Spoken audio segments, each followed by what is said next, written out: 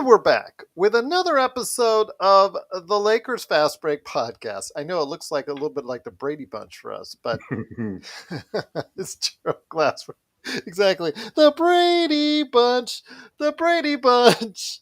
That's It's a all. good thing we won tonight. Yeah, That's it's a good all I thing we can won say. tonight. Yes, absolutely. It's Gerald Glassford back at you at the Lakers Fast Break. Pop Culture Cosmos, Inside Sports Fantasy Football, and Game Source. We truly appreciate everyone out there listening to all of our great shows. And if you can, please give us that 5-star review wherever you get your podcasts.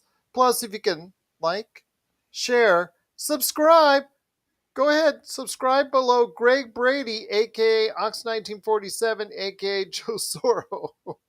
Right there for you. He doesn't bite, I swear. Go ahead and subscribe today to get the latest notifications on when we go live on the air. In fact, we are live on the air right now as we speak.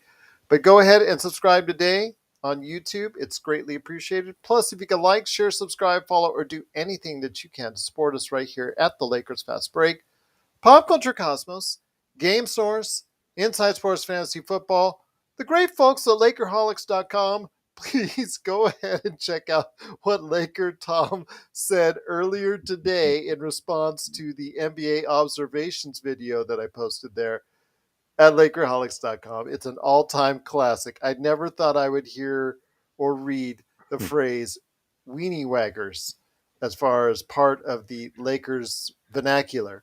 So if you want to know what he means by that, please go ahead and check out what he said in full today at LakerHolics.com. Of course, also as well, Jamie Sweet and his 5 Things articles, which are also awesome as well. Go ahead and check out that today at LakerHolics.com. Plus our good friend, Ox1947, a.k.a. That's true, Joe. That's going to be a theme of the entire night. Oh my gosh. John McCallion already. Go ahead and check out his YouTube channel. Subscribe to that as well. He just bought a Matt Ryan jersey for Joe. There you go, being the hero tonight as far as sending the game out overtime. But you can go ahead and check out what Joe's doing today at LakersBall.com. That's Ox1947. Also as well, Sin Blades. If you want your lawn transformed into something much better than you have today, go ahead, check it out today. If you're in the Southern California area at Sinblades with the Y.com. John, go get me a sandwich. Not a Matt Ryan jersey. Plus, if you can like, share, subscribe, follow, or do whatever it is you can to support us here, including the great folks at the Hoopheads Podcast Network. Also, as well, again, if you get a chance, please go ahead and check out my previous interview yesterday with Stone Hansen from the Upside Swings podcast. Had a great conversation with him. If you want to go ahead and check it out, he shares thoughts on the Lakers, the NBA draft, and of course the stuff that's going on with the Brooklyn Nets, which Joe will also talk about today. Please, if you can go ahead and talk about that as well, just go ahead and check that out, that interview. That was awesome, and I had a good fun time with Stone as he comes by every now and then. So go ahead and check that out today on the channel. So if you can do all that, it is sincerely appreciated. The Lakers, in the middle of a homestand, second game of 4-game homestand, facing off against the not full lineup of the New Orleans Pelicans. They were without Brandon Ingram and Herb Jones were the main players, I think, that were out from their main defender and one of their main offensive scoring weapons. Were still both out with injuries right now. But still, they had Zion Williamson, C.J. McCollum, Jonas Valanciunas, a pretty good lineup still to throw out there. And the Lakers, even though they played very spirited defense, actually let them back in the game seemingly because they lost their hustle, lost their drive somewhere in the early part of the fourth quarter, but they regained it. They regained it back to go ahead and pull out a slight lead until the execution down the stretch of the game where that kind of cost the Lakers was the ball stopped moving. When the ball stopped moving, that seemingly allowed the Pelicans to get back in the game. But after a good first half for the Lakers, spirited defense almost throughout, and execution down the stretch, again, by none other than Matt Ryan, with the game seemingly on the line and the game seemingly going to be won by the Pelicans. Matt Ryan, with a second left, hit just a tremendous three-pointer. Stu Lance, got to give him credit. I know Stu Lance, everybody says, oh, he's old. What is he still doing on the show? You know what? he points out things still as sharp as he did 20 years ago. And he did that asking why Matt Ryan wasn't in the game. Well, Matt Ryan came into the game with 1 second left and hit a miraculous three-pointers to send the game to overtime. And he sent the game into overtime, and look what happened there. The Lakers took control and did just enough with LeBron and AD, and also a very dumb 5-on-3 fast break by the New Orleans Pelicans, where they missed an easy layup by Zion that led to a slam dunk for AD on the other end. And the Lakers pull out a miraculous 120-117 victory. They are now 2-5 on the season. Somebody's got whose ringtone is that? Oh, sorry. That's actually the ESPN game going on there. But I will say that the Lakers pull out the victory 120-117. The Lakers are now 2-5 on the season. What we need them to do, they need to win at home. They need to get better at home. They need to have some home cooking, and they're doing just that right now. And here today to talk about the game, first up, first man here, good man indeed. You got to go ahead and check out what he's doing today at LakerHolics.com, including the Weenie Whacker comment. It's capturing LakerHolics.com. I'm sorry, LakerTom. I just, in 3 years, I never One thought. comment of hundreds I made during the day. Okay, fair enough indeed. It is LakerTom, and LakerTom, you got to be happy that, again, even though the execution down the stretch in the fourth quarter was shaky, that they still were able to go ahead and pull out the victory in overtime. For the first half, the defense was outstanding, and pretty much throughout, they were still pretty good. But the thing is, you got to be happy with the execution by Russell Westbrook off the bench. Lonnie Walker IV having a terrific game, even though LeBron and AD, maybe they were feeling a little bit maybe under the weather. Maybe it's too much to partying at AD's Halloween party. Who knows? But, I know that LeBron and AD, especially LeBron, was not feeling 100%, but still they managed to pull out the victory tonight. It's I never really thought that play would work at the end. It was a nice little screen that AD put in there, and Reeves threw a beautiful pass. I mean, it reminded me of the play. I can't even remember in the playoffs last year where somebody threw a pass to the opposite corner, and was one of those incredible long throws where the guy jumps up, catches it in midair, and shoots a three. That was a beautiful shot that went in, and the Lakers took advantage of it, even though they blew that 16-point lead. There were moments during the game where they really started to play good offense, and they really moved the ball well. It's probably the best game I've seen Russell Westbrook play in the last 2 years. I thought he was terrific. He made some incredibly good reads and some pinpoint passes that a lot of guys couldn't make. And a couple of them basically were dropped by the players just because they were so unexpected, just because he'd get that pass to them. So it was a great game by Russ. Generally pretty good judgment of shot selection and so forth. I only thought there was 1 3 that I thought shouldn't have been the type of 3 that he should have taken. But they played well. They did a good job on Zion. They frustrated him most of the game. And you isolate him one-on-one against a guy at the top of the key, or not even the top of the key, at the free throw line where he gets the ball. And he's almost unstoppable. He puts the ball up so quick, and he's so big and strong. Yeah, they had Reeves on him sometime, and I was just questioning why that was, because he was getting destroyed. Well, it's because we believe that the prototype small forward should be 6'5", maybe 6'4" if he can jump.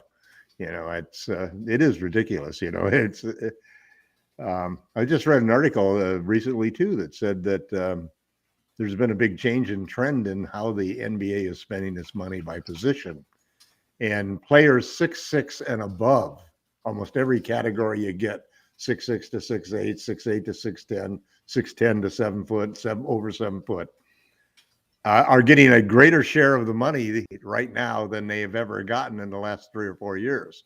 And so it's been a trend of teams wanting to go big, and players under 6'6" haven't been getting the money. 6'4" to 6'6" has gotten less money than they used to get. It's kind of interesting, and you do see some teams like the Minnesota deciding that they're gonna, or the Utah deciding that they're going to go with two bigs, and the Lakers basically, Milwaukee goes with two bigs.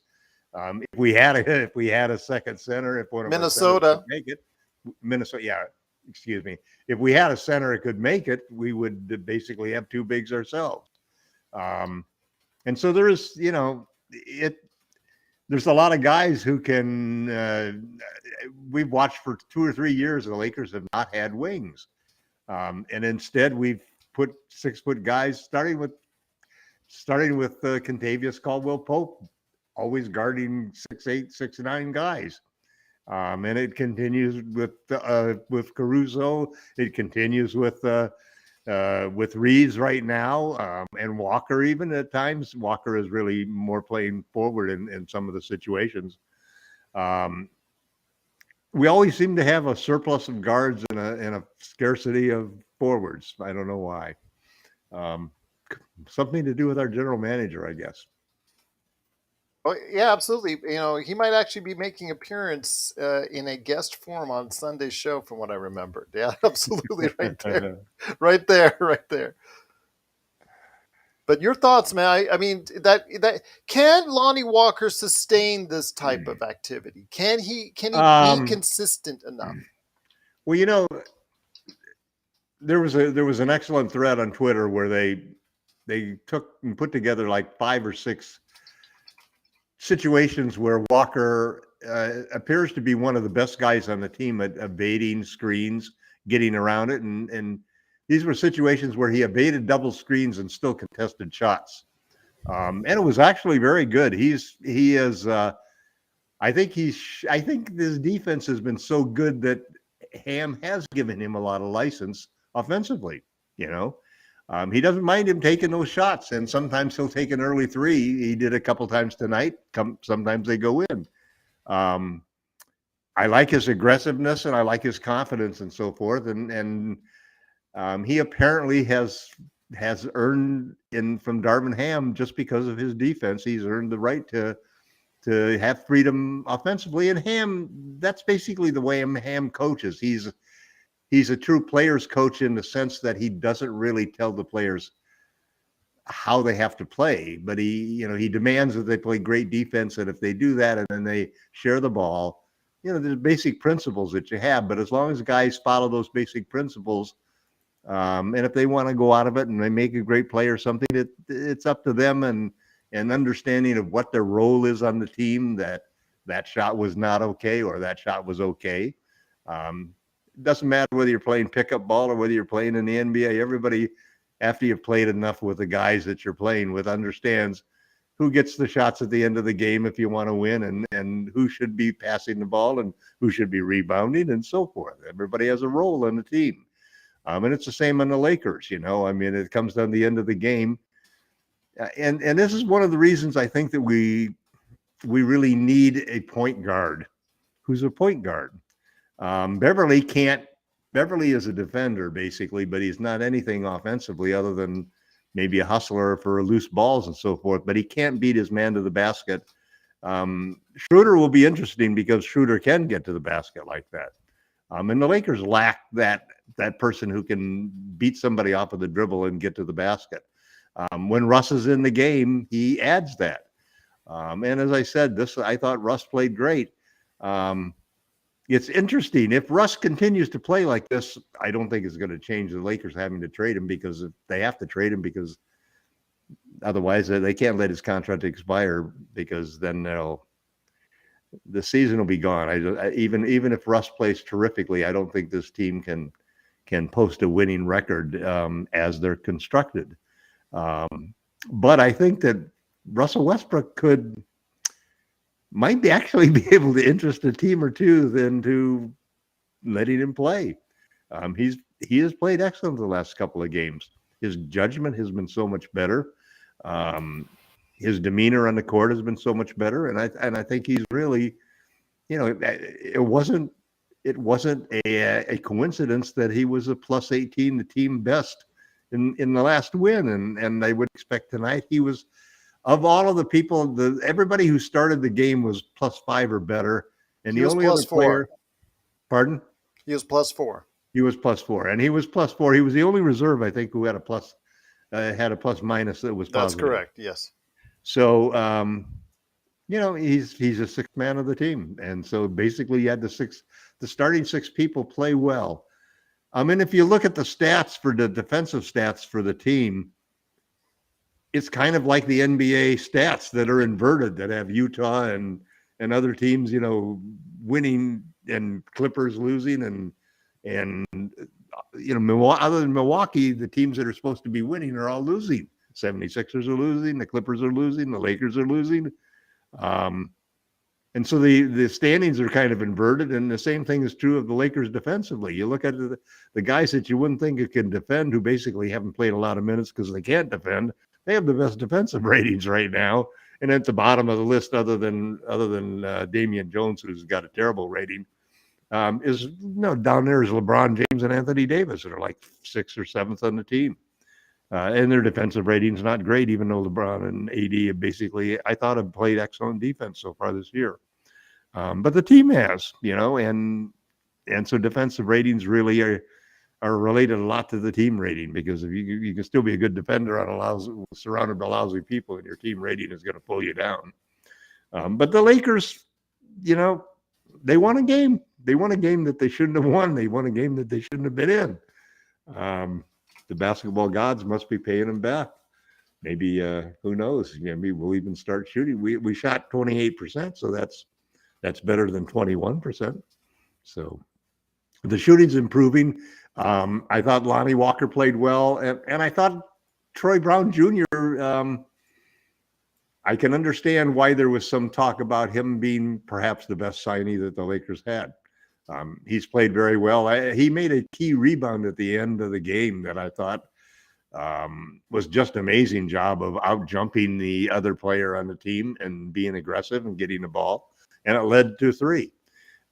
So, and all of a sudden you got a guy, he got to the line and he made his free throws when they counted. So we're seeing that, and generally speaking, other than that little lapse that they had in the fourth quarter, or the third quarter, they play pretty good defense. They get after people. And that's probably the hardest thing to do, is if you have a team that can play offense but can't play defense, trying to get those kinds of teams to play defense is very difficult. It's really hard.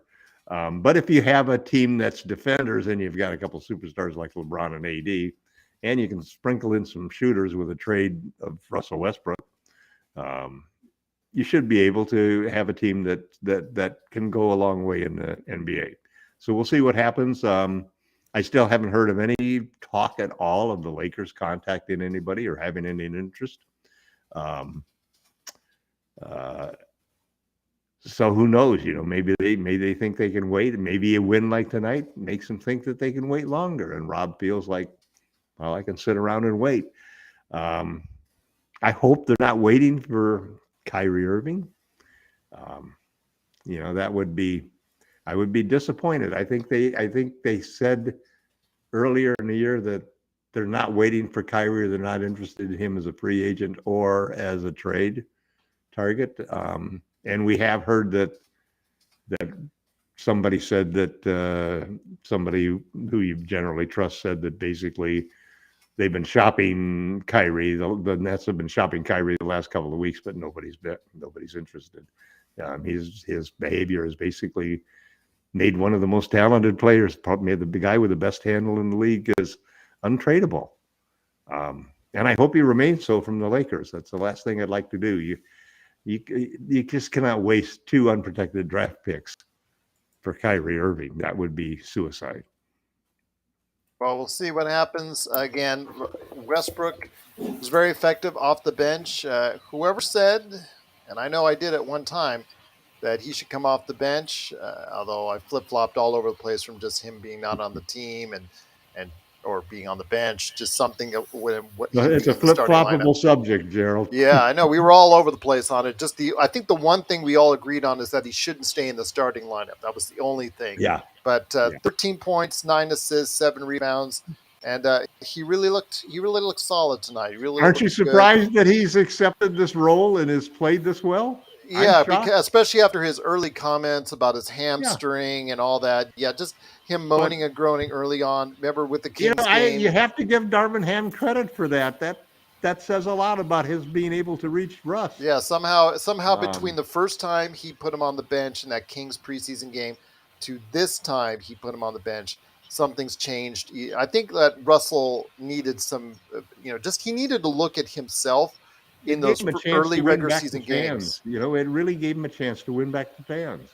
Yeah, well, he needed to win back because he looked so bad early on. He didn't need to win I think even he realized. I think even he realized what he needed to do. Yeah. So, hopefully that'll continue for the Lakers again. As I don't know if he would be willing to come off of the bench for another team, but this might be the course of his career now.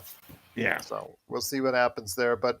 Once again, the Lakers do pull out the game in overtime, 120-117. Matt Ryan with the shot of, I don't want to say the century, but the shot of the season so far. You got to give him the game ball, man, because there wouldn't have been a game without him. And again, Stu Lance called it. He was complaining why Matt Ryan wasn't in the game. He was struggling himself, Matt Ryan, throughout the game from three. So maybe that's part of the reason why. But when you needed him the most, as far as a guy with a quick trigger from deep, he was that, and he came through. And the Lakers ultimately pulled it out in the overtime. But here today to also talk about the game, good man indeed. He's also here to talk about the mess in Brooklyn, which we'll touch on later. It is, of course, Ox 1947. It is, of course, Mr. Sin Blades. It is, of course, Mr. John, what did we say? Brad Pitt last week? I think so, yes. The superstar himself, Joe Soro. And Joe, great to have you here, my friend. Your thoughts on the game? I know that this has got to be something you're focusing on as far as them having to win this homestand. They've got 2 games down so far, but they still got 2 more tough games to go. Yes, the schedule right now says Utah, Cleveland, Clippers, Utah. Watching the Cavs game, and I'm, by sheer luck, I was able to catch the Celtics-Cavs game tonight. Wow, what a game that was. Richard says you got a haircut. That's why we won. Cleveland. My hair does things every day, guys. Sometimes yours and mine both. It's just I get bored. Sometimes I'll let the silver come out. Sometimes I won't. Sometimes I'll comb it back. Sometimes I'll spike it. Sometimes I'll go with the dry look. Sometimes I'll go with the George Michael look, as you can see. So, yeah, it's just one of those things. It's what I do.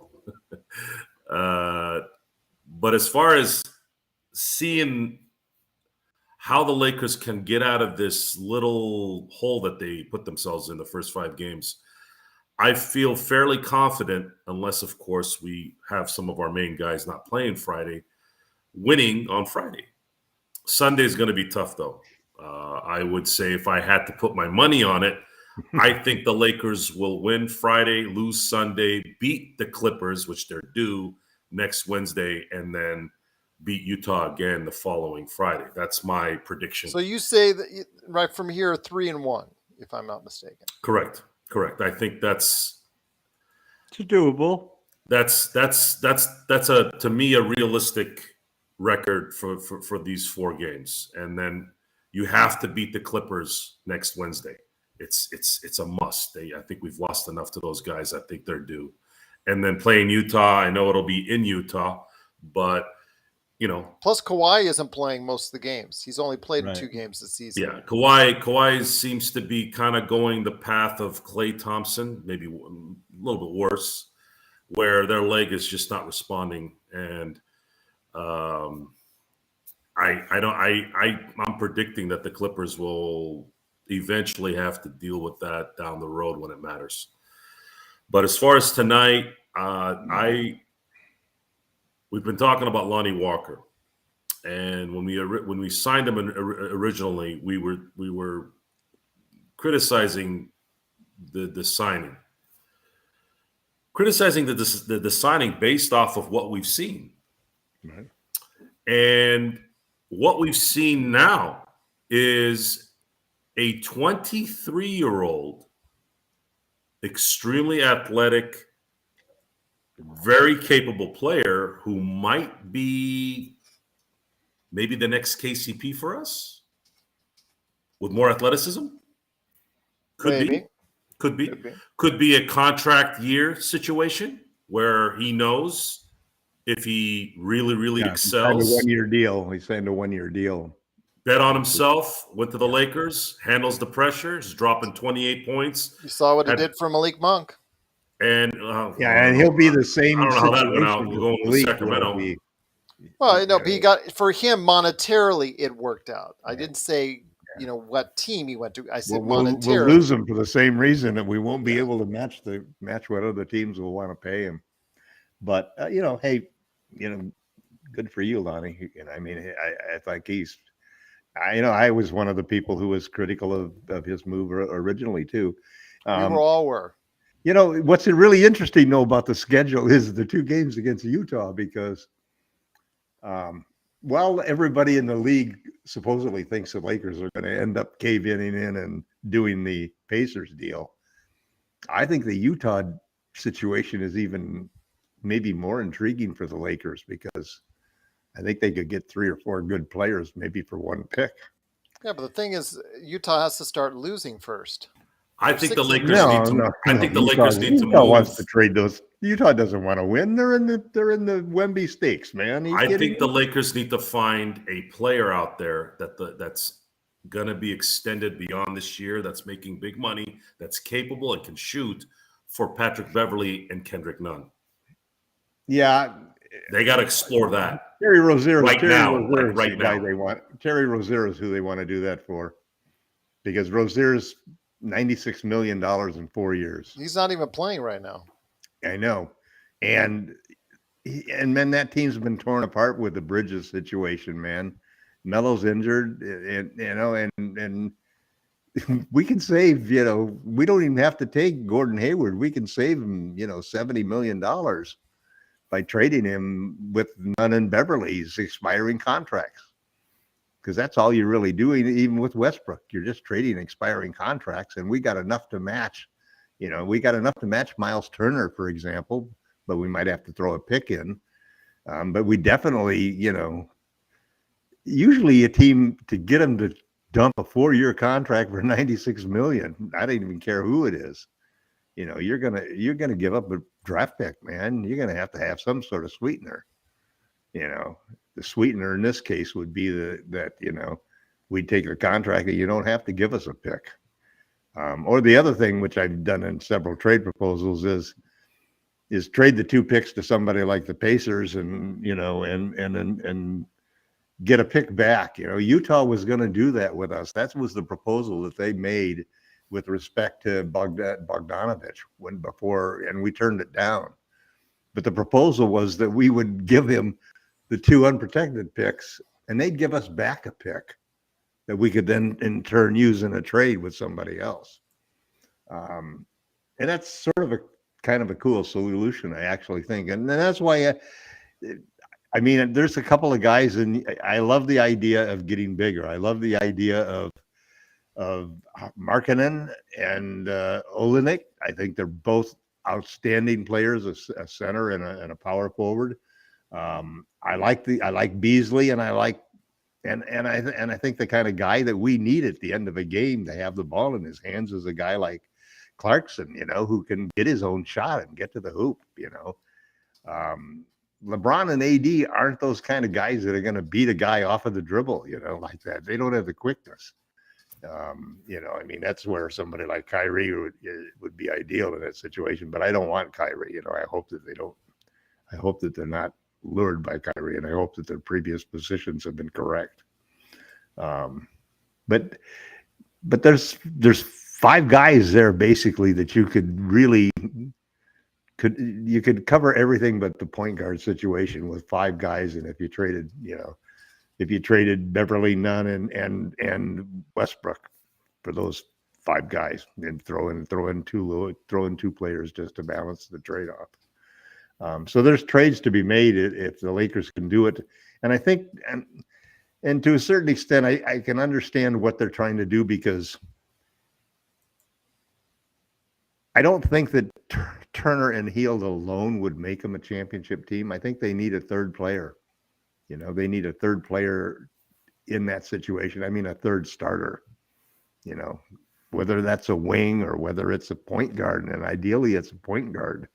And that's why Rozier, if they can get the Pacers trade plus Rozier, that's their best situation, because you have 3 new starters, all who can shoot. And you've got two elite 3-point shooters, in the guard positions. So that would be the perfect situation for the Lakers. Well, we'll see what happens again. Once again, the Lakers do pull out the game 120-117 in overtime. Great thoughts so far from the chat. Absolutely the best Lakers chat room that's out there, bar none, is the Lakers Fast Break YouTube channel. Thank you so much again for the best Lakers chat that's out there. Derek, Richard, Blue, Tycoon, Petting My Cat, Jim, you guys all been amazing once again. Truly appreciated. Want to go ahead and ask Joe a couple questions from the chat. First up is what I believe Jim Faison said. He agrees with Joe and what he said earlier in regards to what we could do and what we could package. So let's say Beverly and Nunn should be moved for elite player. I don't know if you can get an elite player for that, Jim, but at least somebody who could actually help the team in a better position, I think, than Beverly and Nunn can now. Who did you have in mind in regards to that? Because it seems like Jim wants to find out who you are thinking. I don't think Indiana's desperate enough to get out of the 23-24 year of Buddy Hield without sacrificing a draft pick. But I think Charlotte, with Terry Rozier having another year beyond that and a team option the year after that, that could be something they would want to get out of, because they're Charlotte. They're not, they're not going to be able to. They don't want to Call get our old buddy Mitch Kupchak. So call Mitch and say, you guys want to get out of that Terry Rozier contract. You guys can have it. You guys can be done with it in 5 months. And Terry Rozier comes into this team, a guy who averaged almost 20 points last year, can play defense, and is a good veteran presence. That would be somebody that could really help this team. And you also maintain having that contract, like Tom and I have talked about in the past, where you're not just losing $47 million at the end of the year when Westbrook is gone. This is a juggling act that this guy's going to have to start playing. So we are guys sitting in our studios talking about this, in all parts of the country. I would like to think that Rob Pelinka is going to have to do something here, because one guy could have made this game a win by 8. One guy that's a consistent player game in, game out. Now, Lonnie Walker's sort of become that guy the first week and a half, but that's too small of a sample size. We need a veteran guy that's seasoned, that is capable, and a guy that can, really spell LeBron, guys. LeBron played 40 minutes tonight. This cannot happen anymore. He had a sore foot. I've criticized LeBron for a lot of things, and it's usually not on the basketball court. But on the basketball court, that sucker freaking plays. He plays with one leg, one arm, 10 years, doesn't matter what it is. The guy balls, but 40 minutes is not going to work. AD can play 40 minutes. He's 29 years old. Lonnie Walker's 23. He can play 45 minutes, 50 minutes. He can play all day. Russell Westbrook might have a little bit of that, freakish energy thing that guys like Kobe and Jordan had. He might be able to play 35 minutes a game still at this age. But LeBron has a lot of miles. He's had pressure on top of that for 20 years. He needs to be preserved, guys. So he looks like he has that mileage on him too, doesn't he? He was tired in that second quarter. He was could barely gassed. walk. It seemed like he could barely walk because his foot was sore. At least that's the report that came out before the game started. And I mean, that was one of the reasons. That was one of the reasons why I'm so interested in the Utah games, because I haven't really seen Markkanen play this year, or Olenek, or Beasley, or Clarkson. And so I'm really fascinated by how many players they've got on that team that we could use. And the two main players that we would be getting would be guys that would be backing up, the front court positions would really allow us to have a lot more brute strength and so forth. So we wouldn't have to count on LeBron just bruising his way in there every night, and having to take that beating that he takes. I mean, I saw those recent stats where they were saying that LeBron had so many more, like double the attempts at the rim than players who had twice as many free throws as he was getting, called in the game. So somehow getting a point guard like Terry Rozier, like you're suggesting, would be. Rozier's a guy that you could bring down, he would be the guy I would choose to have the ball at the end of the game, rather than LeBron or rather than AD, because I'd like him to drive and then get the ball to one of those. Well, that ball needs to move around. In the past 2 minutes, we saw the James Harden offensive style we with saw that LeBron ISO holding ball. it for 20 seconds. That was the other thing, ISO guys. Ball. The other thing, and this is the other thing that's pretty amazing about LeBron.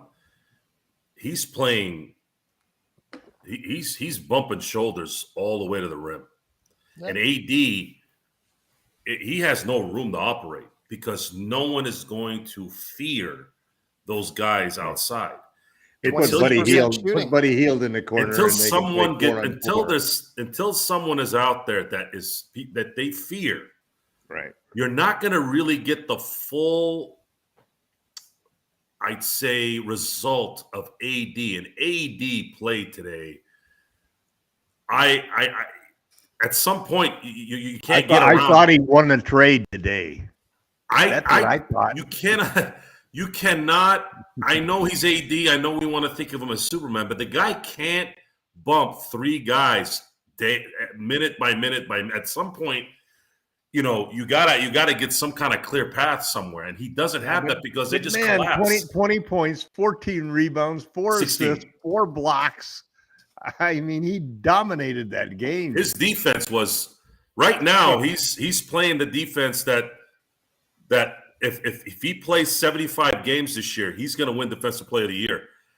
Yeah. But we have to open the lane, guys. There's got to be something Rob can put together here that can get these guys at least other shooter. We need a great shooter that, like Buddy Hield, or somebody who scares the other team so they will not leave the guy alone. The guy who's just the guy the coach says, don't help off of this guy, man. And then you need a center, man. You need a starting center so that AD and LeBron go up against smaller guys. I know some people feel that the game is a matchup game, and to really win, especially when we get into playoffs, the Lakers are going to have to be able to play big and small. Right now, we can only play small because we don't have anybody else at center to play big. Either we got somebody like Markkanen who could be the power forward to start with AD at the center and LeBron at the 3, or you get Turner, so you've got a real center, and AD can play the 4 where he can roam around like a shot blocker. Well, let me interject with this. Richard said in the comments earlier about the third quarter issues, because the third quarter has been a problem again this year for the Lakers, something that last year you were focusing on. This year, outside of one game, they've really been struggling in the third quarter. They were up by 16 early in the third quarter and managed to go ahead and blow that entire lead by the time the third quarter was over, pretty much. Your thoughts, Joe and Tom, on how they can rectify this? Because this is, again, like last season, was something that is very troubling, that in most of these games, they're not coming out of the locker room focused for the entire third quarter. Why do you think that is? Because that's really it's two different coaches. I think the opposite teams are adjusting after the first half, and the Lakers and we have a rookie coach. The Lakers don't. I mean, even last year But was we even didn't worse. have one last year. The Lakers have had very weird droughts in the last 3 years of basketball.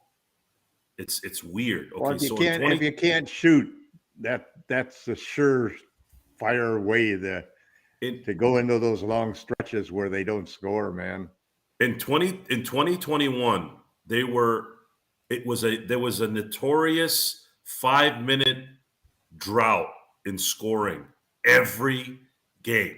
Not once a week. Also too, but last year we played such horrible defense. Last year it was the defense in terrible spurts, 5-6 minute spurts, third quarters. Right. It's just like they get these droughts, and it's shifted. And that 2021 issue with scoring is what propelled the Russell Westbrook trade. Had they not had that drought, I believe they would have come back and ran it with the same team again. I really believe that. I think they thought, well, we need some offense. We need someone that can handle the ball and score and, drop hopefully. Well, they've been trying to get somebody to do that. I mean, whether it was Schroeder or first it was Schroeder and then it was Westbrook, and Kyrie was the dream solution for that same situation. So Kyrie, I think your choice of Rozier was the best of all of those 4 choices by far. I keep hearing about Kyrie. My question for Kyrie has nothing to do with the Lakers. He's not coming to LA. We'll get into it in a second. We'll get into the Brooklyn Nets in a second, because I know everybody's been asking about your thoughts. Well, this pertains to the Lakers. I'm not going to get into the details. Okay. Kyrie's not coming to LA ever. It's over. Like that, he might have clinched it this week. So at that, my only question is my only question is, and we'll get into the details on this later. My question is, who's going to sign him as a free agent? Because a little bit of me right now says he might have just killed himself in terms of a future in the NBA. So the Lakers now. Wait a minute. A week ago, we could have said that exact same thing about Russell Westbrook. And in fact, we probably did. This guy, if he gets traded anywhere, he's going to be cut and waived and nobody's going to claim him, and he will be out of the league. He'll be at the Shanghai Sharks, as his next stop. And now they love his mentality over there. That's for sure. I know, but after 3 games, he may have resurrected. There may be teams. I mean, actually, it's a crazy thing to think about, because I never believed it could happen. But what if he continues to play like this over the next week, and the Lakers just allow it to happen because all of a sudden teams might want to trade for Russell Westbrook so that he could actually play for them? I don't think that's possible. Excellent question, Jim. Resurrect his career completely. Well, let me bring up what Jim said, because I'm actually playing with the NBA trade machine on the tab right now. So Tom is for the Pacers players. Joe's for the Hornets players. Gerald, which way do you lean for a trade? Utah or stand pat? Well, if you want to salvage the season, you've got to make a trade. This team, as I've indicated before many times, Jim, and you've heard this, I know this, that 3 through 15, this Lakers team could be, okay, maybe now that you're putting Lonnie Walker in this, let's say 4 through 15 could be one of the 3 through 15 is the worst roster in the league. The NBA, yeah. Everybody's heard me say that ad nauseum. But what if now it's going to have to be a financial decision? Well, just hear me out before you shun me, before you all go ahead and say, no. The possibility now is that Kevin Durant could be really, really upset about actually changing his mind on wanting a trade. And, his salary is right around Russ's salary. Do a little finagling, and you can get him and Joe Harris there. Looking good on the NBA trade machine. Durant has to win a championship without a star. He can't. It's over about that. He is at an advanced age. He cannot do it by himself anymore. He can still do it, but he can't do it by himself anymore.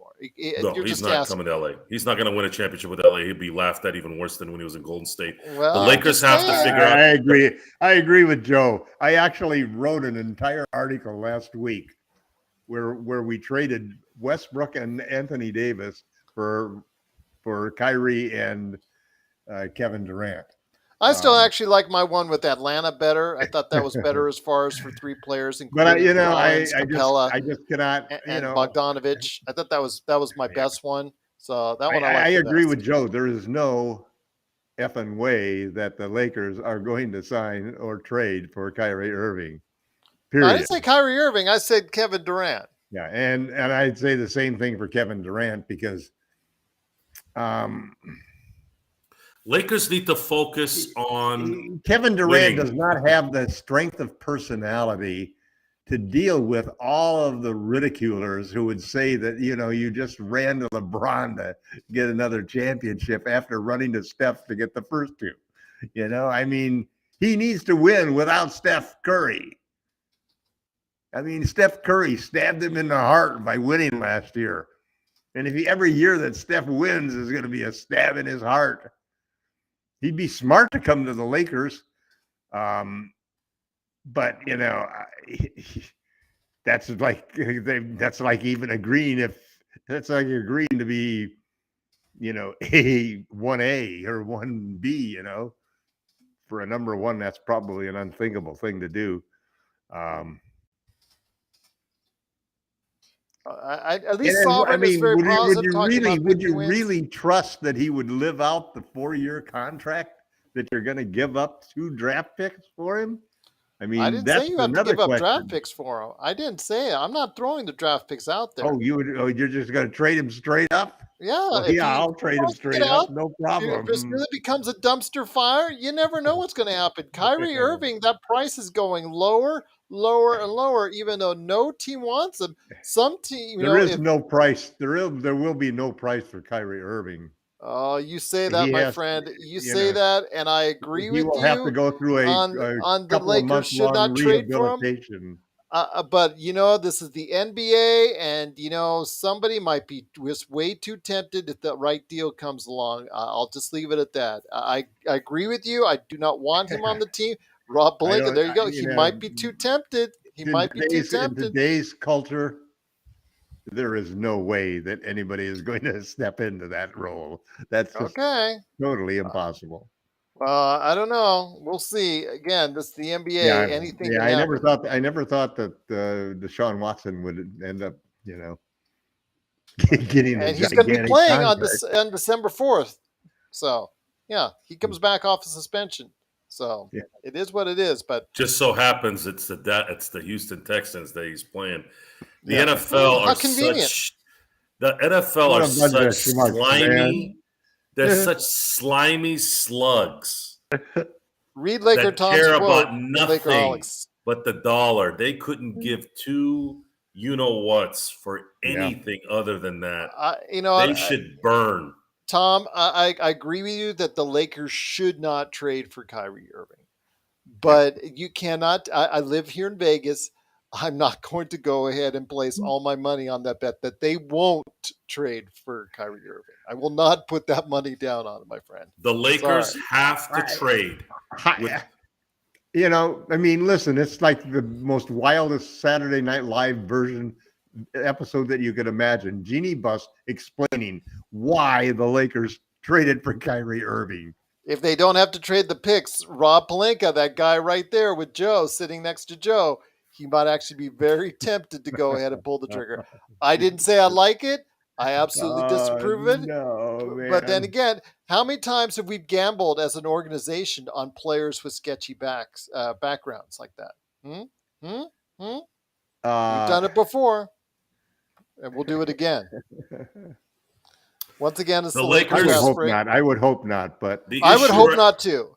But I'm not putting anything past. The issue right now is we need to find a trade partner that has to get rid of a very good player's contract that's beyond this year.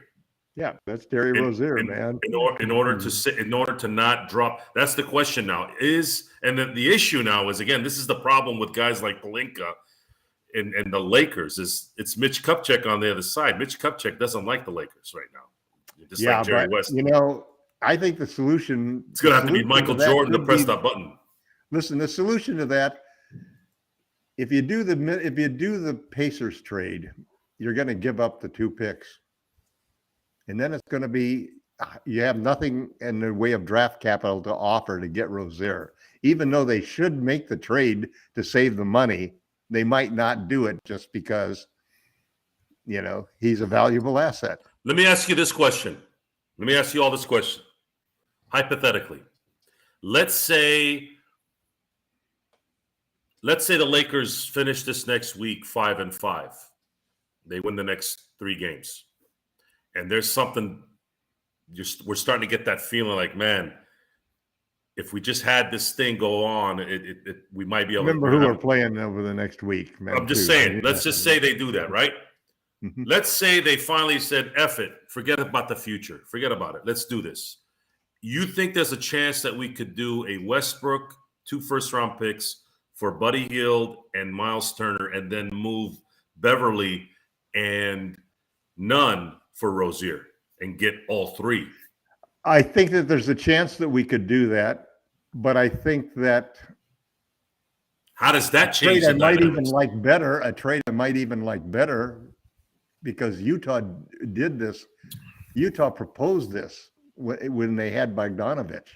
A trade that we go for Utah, we would go for Markkanen, Olenek, who can't be traded till November 21st, and Beasley and Clarkson. You take those 4 players and you give them Russ and the 2 picks, but they give you back their 2023 pick, which you then turn around and use that 2023 pick along with Nunn and Beverly's expiring contracts. That's what you use to get. Okay, so you would ask. Okay, so you're talking about giving Utah giving us a 2023. Yeah, we give Utah 2 totally unprotected picks, and they give us back 1 protected pick. Okay, because Utah. Okay, because let's say it goes off the rails, which most people still expect that to happen in Utah. I mean, Danny Ainge is still thinking about the Victor Wembanyama with that pick. So right. I don't know if anybody's giving up their 2023 first-round picks unless they're a playoff-bound team. Right, yeah. At any rate, I mean, they have – the problem is they have a surplus of picks.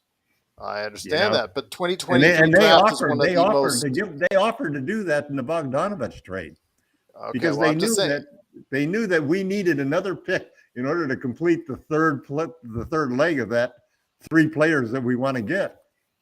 Yeah, but the 2023 draft is shaping up to be one of the deepest. I'm sorry. Forget that I said the 2023 pick, Gerald. It could be a pick 20, whatever, pick down the road. Okay, well, they have they got a whole host. But I'm letting them know, our audience know out there, that it's going to. You should not see too much in the way of 2023 draft picks. Nobody's going to trade being changed, except if you're on the back end, like 15 on. Even though this is going to be a deep draft, I really think that most teams are willing to go. You better be a sure 15 on, or else, because even that 14th team gets a small percentage shot of getting that top, getting the right ping pong ball to fall. Well, I know, like you said, Jim, DeAndre Ayton. Actually, Joe had a really good point the other day about DeAndre Ayton moving teams. But the thing is, though, that as long as Phoenix is 5-1 right now, 6-1, I mean, they're playing good basketball. It's going to be really hard for them to move DeAndre Ayton, especially the way that they're playing right now. But before we head out, a team that is not playing so well, and we're not talking about the Lakers because they've won 2 in a row, and they did win tonight in overtime. So congrats to the Lakers on that. So hopefully we can go ahead and continue the success going on after a 120-117 overtime victory over the New Orleans Pelicans. Joe and Tom, I want to go ahead and hear your thoughts. I know actually our fan base out there, big shout out to Joshua Dietz. Also as well, big shout out to Mask Up on Twitter, and actually also as well on our email, LakersFastBreak@yahoo.com. You guys have been talking about it over the weekend. The situation, or the dumpster fire known as the Brooklyn Nets right now, 2-6, bring in Ime Udoka as their head coach after they just fired Steve Nash. I'm going to start off with Joe first because I know You guys have a lot to say on this, especially Joe. He said a lot in the chat yesterday when I was talking with Stone Hansen. But Joe, the floor is yours first, my friend. Your thoughts on the dumpster fire known as the Brooklyn Nets. It's something when he starts off with a sigh. Okay. No pun intended to Joe Side, the governor of the Nets. Okay, so Joe Tsai goes on this diatribe after the Kyrie Irving fiasco. And I'm saying fiasco and all these code words because I'm trying to cater to those who don't want to discuss further outside influences other than basketball. And I can't say I disagree. So yeah, we got a lot of flack for that. And then within a week, and I know this is a Boston Celtic rule. I know not all teams have this rule. Of course, we know the LA Lakers don't have Actually, this rule. more teams are leaning towards that type of right, but we do know that the LA Lakers don't do that. We know the history of that, right? Yeah. But the thing is, this is the part that just this is where you get scared when I start talking. But to make it so that you don't get scared, this is reality, guys. People say one thing. So many people, not everybody, almost everybody.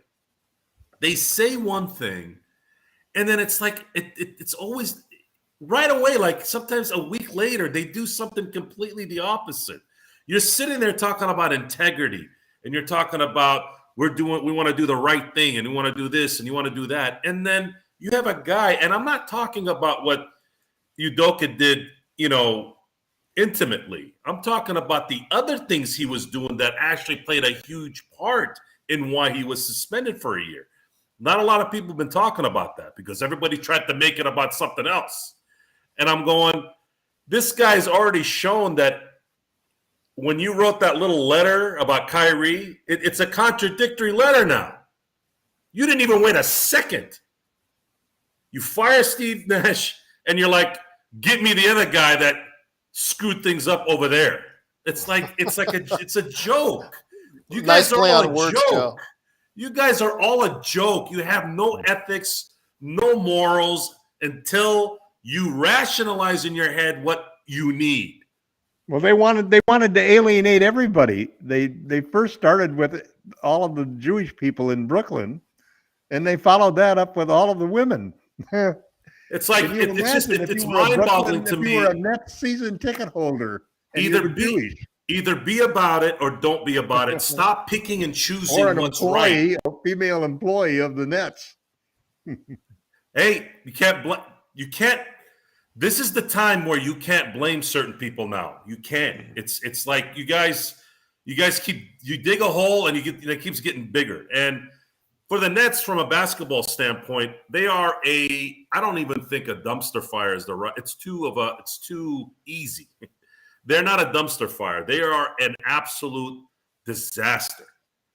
And Joe Tsai is going to have to somehow just and it's not even Kyrie too. It's that Call of Duty guy that he has too. He's not doing jack squat either. What's he doing? It's a sad situation that a lot of these guys they just can't seem to handle. Has looked awful. Absolutely. Yeah, it's awful because he hasn't played in a year and he doesn't like basketball. He doesn't work on his game. He doesn't care about his teammates. He doesn't. It's a crap show. It's terrible. And at this point, if I'm in Joe Tsai's position, I would unleash everybody. I'd be like, come take them. I'd go see. You know what I would do? I'd call Toronto. I'd call. I can never pronounce his name. Ujiri? Oh, Masai Ujiri. Masai Ujiri. As long as he's not fighting somebody, the ticket guy over there, whatever.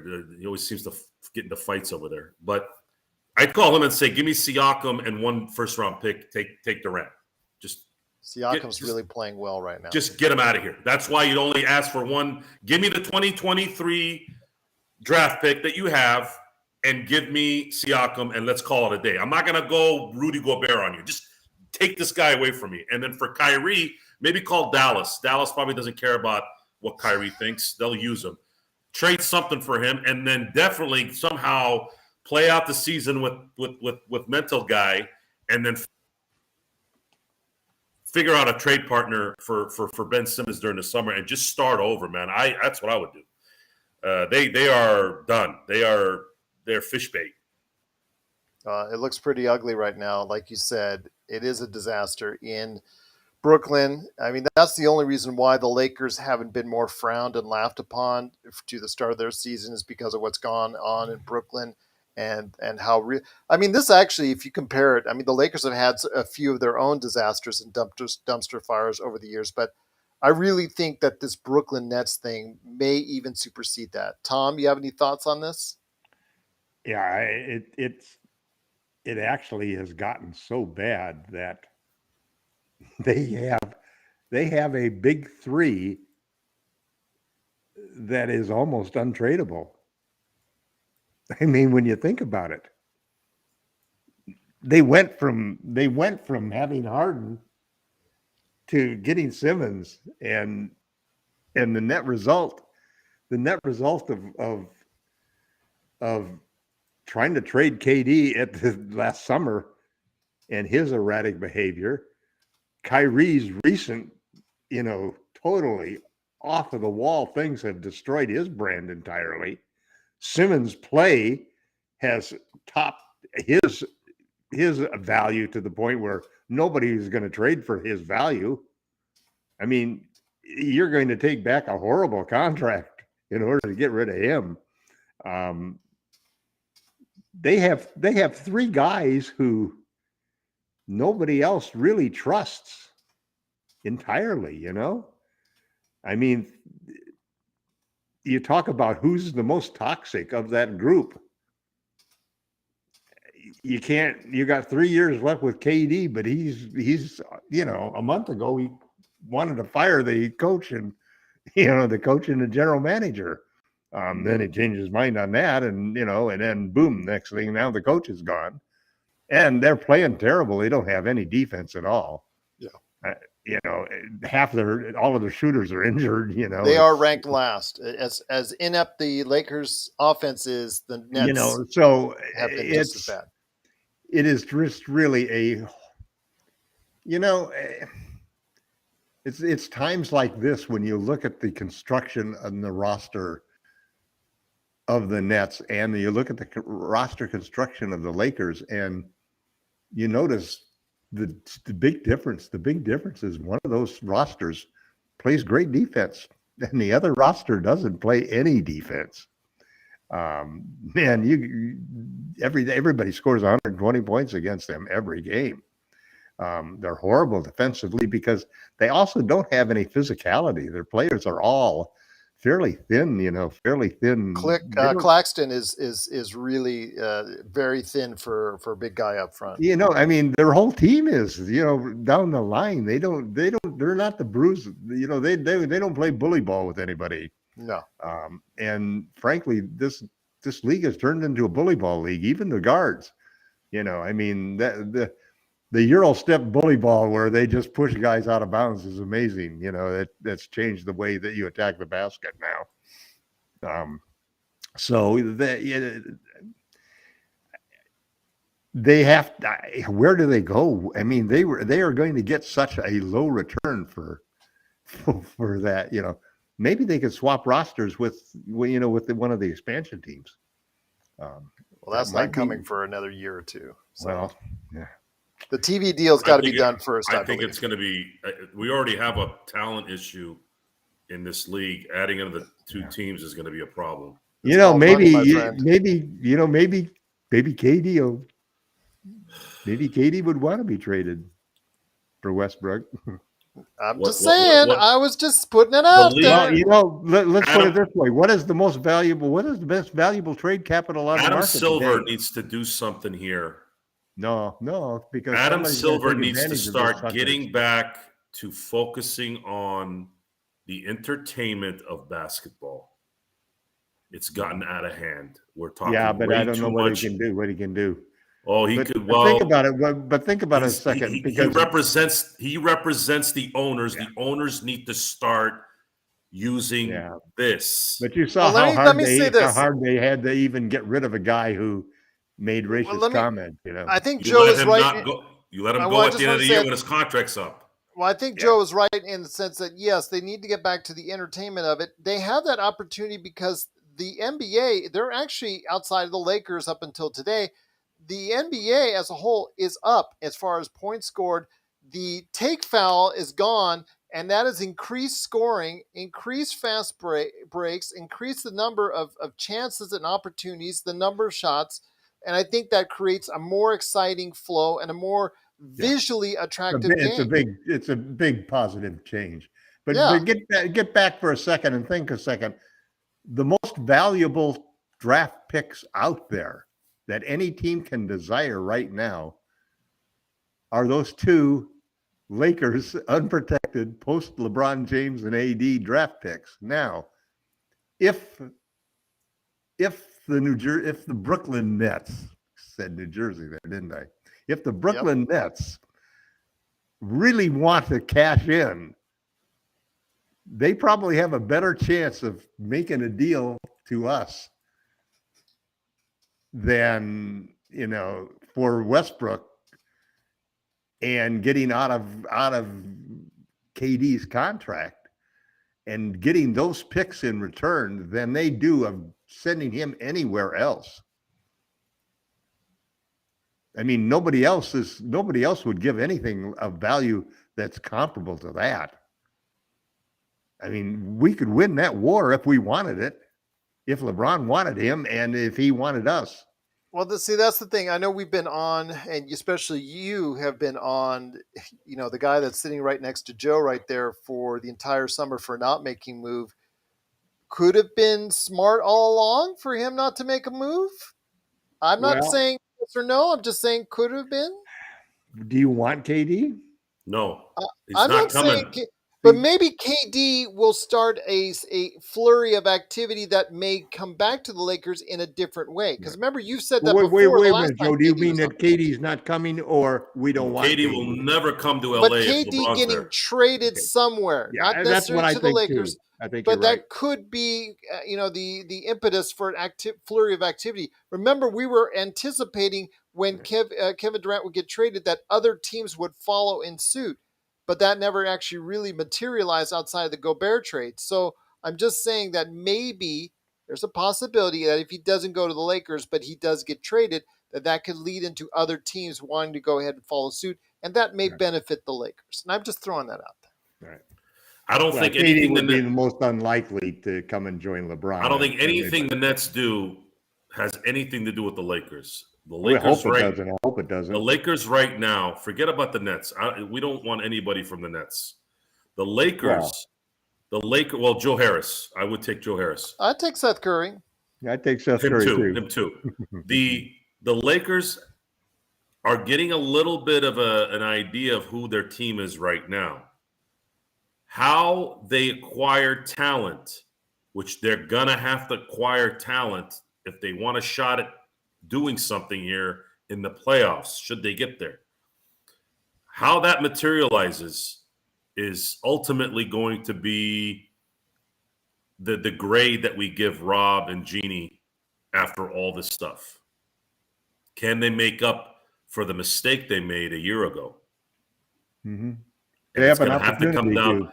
and they're going to have to get something done. If they're not going to give those first round picks in 27 and 29, okay. Now they have to find a trade partner that needs to get rid of long contracts of a lot of money and in return take basically our trash because they want to get out of that contract or those contracts or those years, whatever it is.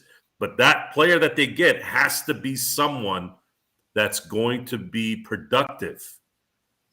That's very important. It's very difficult.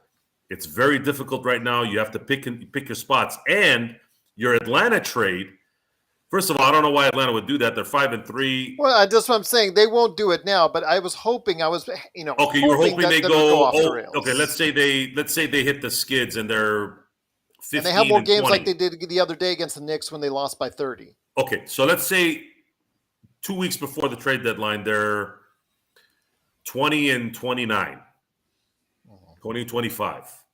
Do you really think they're going to dump those 3 contracts?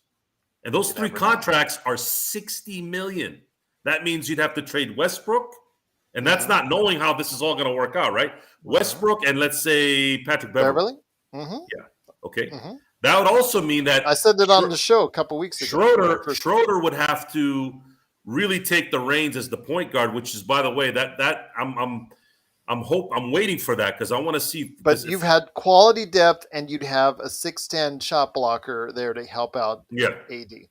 Yeah, but plus then you're have starting. John Collins as an athletic forward. 5. He's not a stretch 5. John Collins is a stretch 4. You need these guys now to get cohesive. Where's Collins going to start? For 20 games to 25 games before the playoffs start. Doesn't have to start. You can give him 20 to 30 minutes off I the think bench. the Lakers need to make a deal like within the next month. Or you could start AD at the 5 and him at the 4. Here's the thing about it that's kind of LeBron's bringing the ball up anyways. If the Lakers are probably strategically correct to wait because there is a remote possibility that they could benefit by getting KD. Who knows? Stranger things have happened. KD will never be in a Laker uniform. But there's also here's the thing that changes a lot of stuff, which is there are opportunities out there. See, a big factor would be if Utah is willing to give us 3 guys or 4 guys for 1 pick, then you can turn around and use that other pick to really make sure that you get Rozier. Well, let me say this. Sovereign brought this up, and you also brought this up earlier. Sovereign says he thinks that they're waiting till after the December 15th when more players become eligible for trade. You mentioned that some players start becoming, based on when they sign their contracts, that they will, and when they were traded, or if they were traded. Yeah, there's 2 categories. November 21st, correct? November 21st. The 2 categories are recently traded and recently signed. So recently traded players basically can be immediately traded individually. But if you want to aggregate them and put them together with another player in a trade, you have to wait 60 days. So for example, we couldn't get a multiple player trade. We couldn't get Kelly Olynyk until November 21st, as an example, because he was traded 2 months before that. Okay. Recently signed players. These are free agents who signed with a team in the summer. They can't be traded until December 15th or 90 days after they signed, which for most players was before that date. So that's the December 15th date. And the recently traded players are all sprinkled along the different routes, how long it takes, For example, we can't trade Lonnie Walker IV until he's a recently signed player until December 15th. But let's just say that things start to get a little bit more interesting after the 21st of this month. Is that correct? Because you said starting with Olynyk and players. Yeah, starting with Olynyk on the 21st of this month. Okay. So I think it's listen, it's here's the thing that I think is fascinating about the Utah situation, because I think they have 4 or 5 players that if we could get those 4 or 5 players, I think there's a reason why they're winning right now. And the reason is that they've got some pretty damn good players and they're shooting well. And what's really important about it is that Ainge has been pretty smart because the players he's gotten back in these trades have value, and they're proving that on the court. And they all have been traded or moved, so they all have a chip on their shoulder. And they have a chip on their shoulder, but they're also in a situation where they get an opportunity and they're taking advantage of it. Yep. But they're guys who would be perfect fits for the Lakers. because you look at these guys one at a time. We don't have a backup for AD at the 4. We don't have a backup at center. If we can get Markkanen would be great, wouldn't he be? Markkanen could play the 4 or 5. Markkanen is terrific. He's surprised everybody with how well he's playing. And Olenek, I've always loved Olenek. If you had him as your backup center, that's an awfully good backup center. And those two guys immediately help AD be so much better, And then, you add in Beasley. Beasley's terrific, and Clarkson is exactly the kind of 6-man that you need. He's well, actually. If you can get 4, if you could draw once you trade 4 Russ, in from Clarkson Utah, will that's fill different. that role that Russ played. I mean, if you could, that's what I said. If you can bring in 4 players like that without having to get Conley, because Conley, I would be the one. Yeah, you don't want Conley. You don't want Conley. That's why they would try to go ahead. I would do without a point guard, and I'd even let Schroeder have a shot at that. But LeBron handles the ball. But I still like the Turner Hield and Rozier thing is really appealing to me. I mean, you got the defense of AD and Turner covering the rim, and Rozier and Hield. These are 2 guys who shoot 8 threes a game. I mean, you're all of a sudden the other team is playing 3-on-3. You put one of those guys in each corner, and you play 3-on-3 in the middle of the court with LeBron. I'm just going to say right now that if the Lakers beat Utah in both the games, then maybe that will start clearing things up for Danny as far as making a move sooner rather than later. Well, if we keep winning, that I think that means that we wait. You keep winning, that means it's less likely they're going to trade Russell Westbrook, which means you got to start getting into the mindset that you need to use the assets you have right now that can be accumulated together to get at least one guy that can matter on this team.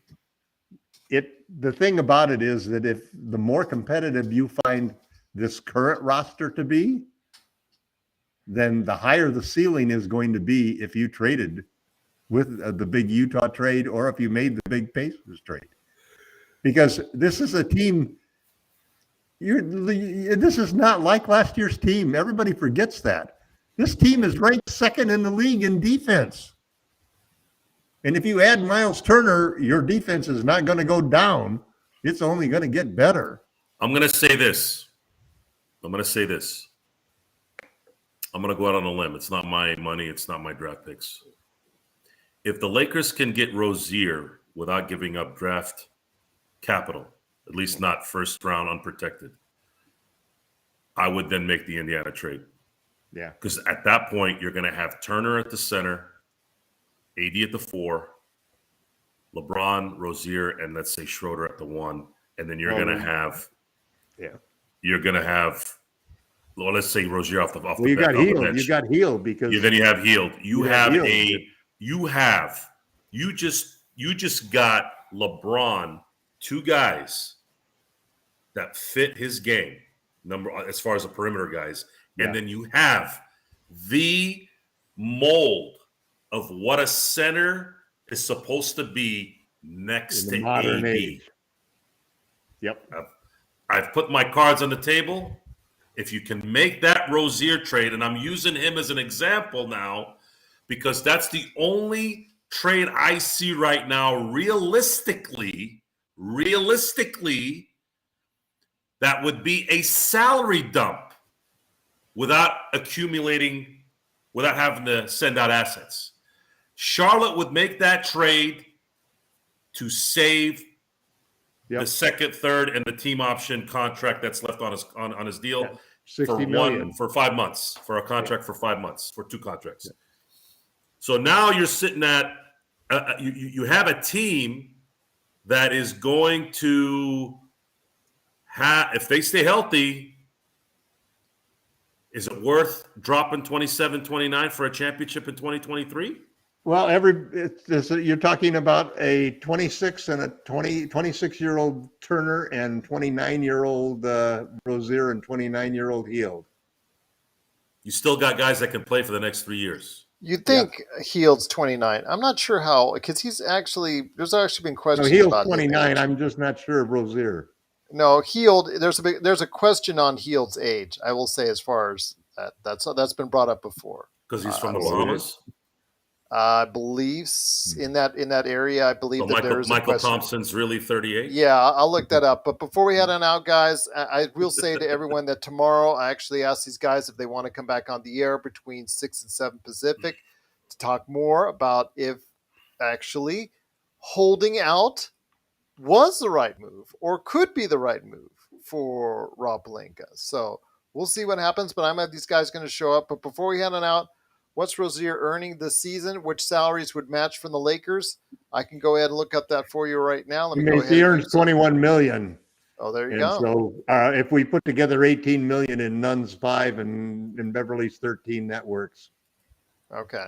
What was I going to check out? I forgot. What was I going to check out and look up? I think I was going to look up something off screen as far as not Rozier. Well, you could get Rozier. You could get Rozier that way. You could also get Turner that way with just one pick. Okay. Well, I'll have to remember what that's. I'll have to play back the tape and see what I actually said, and I'll go ahead and report. I think we need shooting. I think we need shooting. Heald's age. That's right. Buddy Heald's age. We need shooting more than we need a center. Yeah, Buddy Heald's age. I don't know. We need both of them, in my opinion, because otherwise you're going to wear AD out.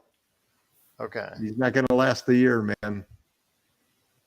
Okay. Well, actually, there was a question back in 2018 where he actually did state that he was actually a year older. So it looks like it has been corrected. So I think you are right, Tom, that as of now, he is. He will be 30 in a month. Yeah, he'll be 30 on December 17th. What's Rozier? How old is Rozier?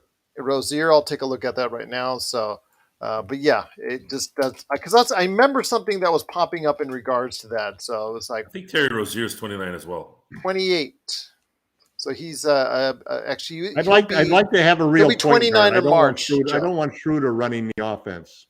Yeah. We need a real point guard. A guy like Rozier who can get his own shot. But ultimately, the usage rate always goes to LeBron anyways. So it's just really, but I think Rozier off the bench would be perfect. He could be a 6 man of the year every year. Yeah. You start with Schroeder at the 1 to start the games. You have Lonnie Walker at the 2, LeBron at the 3, AD at the 4. And again, I'm basing this off of if my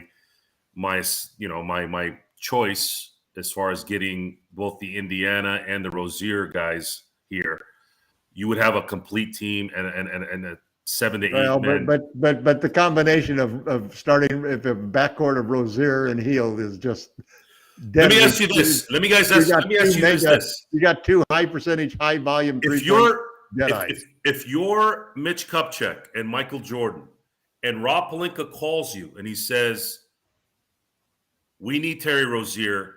We're going to send you Beverly and Nunn and change whatever it is, money, another player." Well, I might throw in. Would they make that trade from this year? Are they making that trade? Max Christie, throw him in. That's like another first round pick. He's a second round. No, he's a second rounder. It doesn't matter. I don't care about the third thing. He's not playing like a first round pick. Yeah. Will Mitch make that trade because of money? Will he make that trade? There's a good chance that he would. If that's a chance, if he's gonna make that trade to not have 3 more years after that of a contract, then you have to make that call. Mm-hmm. You have to make that call. Well, yeah, get that guy. Yeah, but Mitch ain't calling nobody, man. No, Rob calls. And Rob's not calling anybody right now either. I think it's a waiting game right now. I think it is. I think everybody's waiting to see what happens. I think the dominoes are going to start with Brooklyn. I didn't say the Lakers necessarily, but I said the hell with Brooklyn, man. Seriously, they should not have any issue with anything. Brooklyn is dead. They don't matter to anything out here. This is about now the Lakers. You say that now. You say that now. Who's going unless Toronto calls and says if we get KD, we can go to a championship. That's the only way this works. You trade Siakam for Durant and a draft pick. Then things can get serious there. Because I think Toronto can go to the finals if they make that trade for Durant. That'd be the perfect team for Durant. You want to know what's going to happen to KD?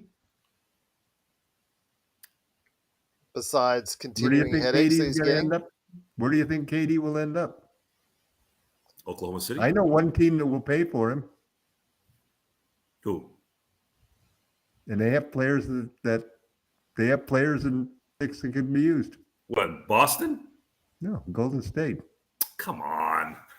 No way. They don't want they'd that take him crap. back. No Steph way. Curry would take him back in a minute because they're interested in a dynasty, man. They're not going to get rid of Clay. They're not going to get Didn't rid of Green Clay. already try to for knock Durant. out one teammate this You year? could see Draymond Green. I could see Draymond Green and Clay would match up salary-wise. They wouldn't do that to Clay. Oh, they're not going to trade Clay. They're not. No matter how bad he plays, they're not going to trade Clay this year. Well, That's a bad PR. I am certain Kevin Durant does not want to go back to going to Golden State. Destroyed that man. It destroyed him. If you guys watched, KD was an unassuming, quiet, normal guy. You never heard a peep from him. He was always. He went to Golden State and turned into venom. Well, let me say this. Just never could handle criticism from people. Let me say this. Criticism. Let me say this, guys. Let me say this. I think Petting My Cat and Sealed Ben, they're kind of thinking about maybe keeping Russ off the bench for the entire year. If they do so and the money comes off the books, the only thing is it goes back to what LakerTom says. You're running out of tradable contracts after. Yeah, you don't have anybody to trade. You got $35 million in free agency cap space to sign somebody. You have 3 first-round picks if you count the trading the pick on trading day, on draft day. And you have basically Max Christie's contract, and I think that because he was only signed for 2 years. Team option or a player option. He was only signed for 2 years, which I thought somebody does. Somebody has a player option. So you basically got less than $5 million in tradable contracts. So you can trade for a guy who makes $6 million with 3 draft picks. We'll see. Petting My Cat disagrees with you, Joe. KD thinks would go back happily to the Warriors. No way. He wouldn't have left if he was happy over there. He knew. He should have stayed. Yeah, but think a second. Who wasn't he happy with? He was much happy. Who wasn't he happy with? They were 3-1 against. He was happy with Draymond Green. They were 3-1. He had no problems with Steph Curry. He had no problems with Klay Thompson. He didn't like the fact it was Curry. Welcomed him back because He did not like the fact that he has to win without Steph Curry. There's no Draymond and Poole or some combination. The thing is, though, guys, throw in their center that's not playing really well. He can't do it by himself anymore. He is not able to go ahead and do it by himself anymore. He needs another elite player to play alongside him. He still has a little bit of Kyrie Irving in him that you can't trust the guy. You can't trust his motive to still be the same guy that you signed. I want Brooklyn to burn away. Everything that's happened to Kyrie and Durant and Ben Simmons did you see self-inflicted. Did you see Steve Nash's TikTok? It's titled "How Happy I Am Not to Have Kyrie Irving Anymore." He's dancing around and jumping around. These guys are a disaster. They are emotionally wrecked. Okay. They need a coach, man. You're Kevin Durant. They need to. The owner needs to do whatever he needs to do to disband this in any way he can. And I'm gonna be watching at the end of the year when Kyrie goes somewhere. All those goody two shoes that you hear about, we're gonna find out who you are. I already know who Josiah is. And I actually was giving Josiah a lot of credit for telling Kevin Durant to sit down. I ain't trading you. And all of a sudden, he sends out this letter after Kyrie does his thing, and then all of a sudden, within a snap, some guy that becomes available, and now he's back to being, this is a good idea. So, guys, this whole facade that people have, I know you guys. I know what's up. I know what's up. I know people, believe me. And most of y'all full of crap. I'm going to tell you you're full of crap. Durant isn't so much full of crap. He's just emotionally done. Kyrie shouldn't be playing NBA basketball. He should go be a social person. I think that's his calling. Ben We Simmons just should gave just up, what is it, $500,000 today, along with Ben the Simmons NBA should go and start a Wimbledon Nets. video game tournament and go do that. He doesn't belong on a basketball court. I'm He sorry. donated it to the Anti-Defamation League, I think. Yeah, that's what happens when your PR people tell you need to do something to get people off your back. That has nothing to do with any authenticity.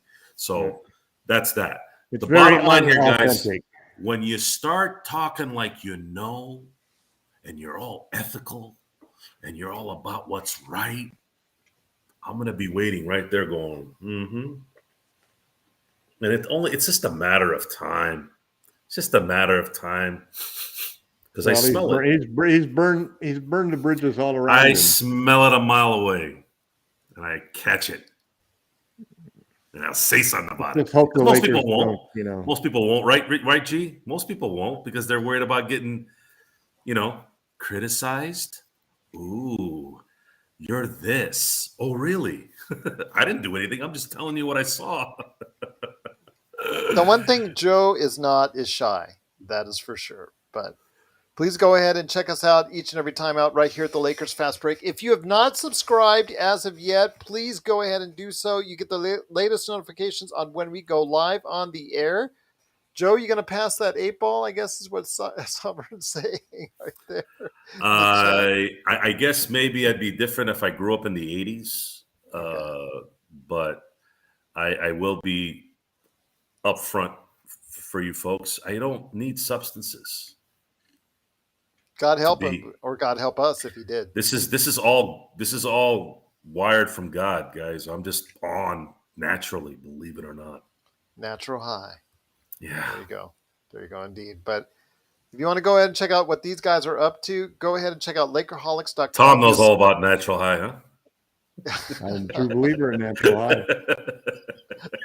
LakerTom, you can see high. You can see his optimistic. Well, you can see his natural high as the number one Lakers blogger that's out there. You can go ahead and check him out today at LakerHolics.com. Go ahead under LakerHolics.com. Go ahead and check out his awesome comment and retort to our video on Monday. Go ahead and check that out at LakerHolics.com. I can't believe I saw that. And I can't believe after 3 years of Lakers stuff that we've been doing that came out. But LakerTom, he pulled a nice one, and I will give him a compliment on that. Go ahead and check him and also Jamie Sweet with his 5 Things articles as well at LakerHolics.com. Big shout out to Jamie. Hope you're doing well. I know you've said you were going to be busy over the next couple of weeks. You're going to try and poke in when you can, but I know it's going to be busy for you. So hoping to get you back on ASAP. Along with Mr. Joe Soro, Ox1947. You can find him today at LakersBall.com. Go ahead and check out the great conversations on Lakers right there for us at LakersBall.com. But once again, the Lakers did win in overtime, 120-117. The game, I mean, I'll tell you what, it was exciting to the very end. The Lakers, due to a last-second Matt Ryan three-point heave in the corner, got the actual tie of the game into overtime, and the Lakers took over from there. Still a great game. It didn't look like a heave. That looked like a that was a shot. Prayer. That was a prayer. It hit nothing but net. That was still a prayer. That was something that you do in practice as far prayer as prayer is the Kawhi Leonard 15 bounce shot. Okay, it was okay. And he got to admit he was struggling all game. Matt Ryan, that was nothing but that was like AD's game winner in against Denver. Okay, it was a heave from the corner that went right there for you, right there from the corner. But the Lakers did that. Shaq says "Kaka," which I don't know what the hell that means, but I never heard the net go. Are we going to go back to Kaka like for the Nighthawks again? No, I don't think so. But once again, the Lakers did win 120-117. Our next 2 days are still filled with Lakers talk, as Thursday these guys are going to come back hopefully for a conversation on the NBA. And we'll talk more Lakers trade talk. That's for sure. Is Rob Pelinka doing the best for the organization by standing pat and holding out? Is he holding out for something better? We'll go ahead and talk about that coming up here on Thursday, plus also as well on Friday. You got to go ahead and check us out because the Utah Jazz, the surprising Utah Jazz, maybe potential trade partner, Utah Jazz, at 69mega.com comes in here. He's tired of being alone. He says he needs help. Well, you know what? We'll go ahead and provide some Lakers help for you, my friend. Go ahead and subscribe today at Lakers Fast Break. But for right now, I'm booting you out. So there you go. Goodbye. But I will tell you that we will be back again tomorrow between 6 p.m. and 7 p.m. Pacific time. And on Friday, the Utah Jazz come into town. The game starts at 7:30 p.m. Pacific, so we'll be back once again late on Friday at 10 p.m. So check us out then right here at the Lakers Fast Break. But Tom, before we hit up Joe, any last thoughts before we head on out? No, I'm glad to see us getting a 2-win streak. I think last year we won 2 games in a row once, all of last year. No, it was actually 3 times. We actually won 3 times. Yeah, it was 3 times. Anyway, chalk it up to a good I found win. a 3, and a 4. I think that as you go on and see this team compete, and hopefully we can stay close. A lot of teams have had slow starts. A lot of the teams that people expected to be the teams that Lakers would be chasing have had slow starts. So it gives us a little bit of a break. And if we can start winning some games, I think that'll be good.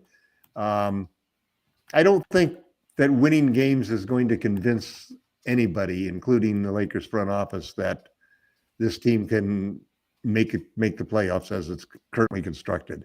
But I do think it can give them a lot of encouragement to know that if they add the right pieces to this team, to give it the shooting and the size that it needs, that there could be a very dangerous team in the playoffs, and they could definitely have a chance to win number 18. So I think they realize they need more than just Miles Turner and Buddy Hield alone. They need 3 or 4 players. They need to somehow figure out how to get 3 or 4 quality players, including 3 new starters, so that they basically push guys that are doing a pretty good job, like Walker and Troy Brown Jr. You push them to be your backups rather than to be the starters. And I think that if the Lakers can accomplish this, then it's been worthwhile waiting. And it's hard to wait when you're a Laker fan, because you've seen so many times that you waited and nothing happened.